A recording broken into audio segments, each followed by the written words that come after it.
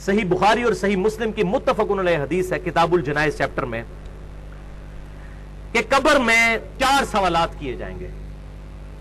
4 کا عدد موجود نہیں لیکن سوال جو بتائے گے وہ میں گن کے بتا رہا ہوں 4 ہے کہ قبر میں یہ سوال ہوں گے. پہلا سوال ہوگا مر ربو کا، بتا تیرا رب کون ہے.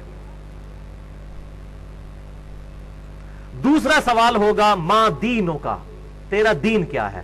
بسم اللہ الرحمن الرحیم. السلام علیکم دوستو، آپ نے دیکھا اور سنا کہ بخاری اور مسلم کی متفق علیہ حدیث ہے کہ قبر میں 4 سوال ہوں گے.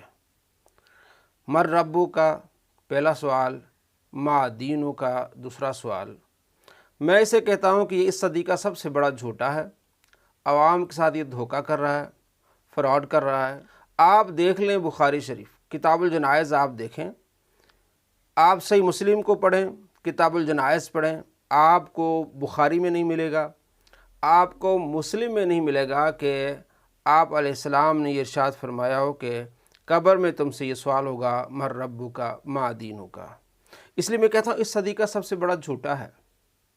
عوام کے ساتھ اس طرح دھوکہ کرتا ہے، اعتماد کے ساتھ جھوٹ بولتا ہے. میں نے اس کو 100 جھوٹ پکڑے ہیں. Video number 904 Ali Nawaz online پر آپ دیکھ سکتے ہیں.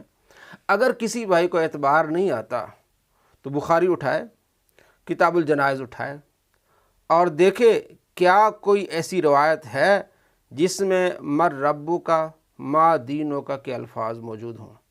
مسلم شریف اٹھا لیں، کتاب الجنائز، آپ کو نہیں ملے گا کہ مر ربو کا سوال یا ما دینوں کا سوال. اب یہ 2 سوال جو کہہ رہا ہے یہ دونوں بخاری میں نہیں ہیں، اور کہہ رہا ہے 4 سوال ہوں گے. اس پر میں نے پہلے بھی ویڈیوز بنائی ہیں. یہ بھی جھوٹ بول رہا ہے. قبر میں جو مشہور ہے وہ 3 سوال ہیں، مر ربو کا، ما دینوں کا، ما کنت تقول فی ھذا الرجل. تو یہ 3 سوال ہیں جو پورے ابو داؤد شریف میں ہیں. بخاری مسلم میں صرف 1 سوال ہے، ما کنت تقول فی ھذا الرجل صلی اللہ تعالی علیہ وآلہ وسلم. آپ خود دیکھ لیں.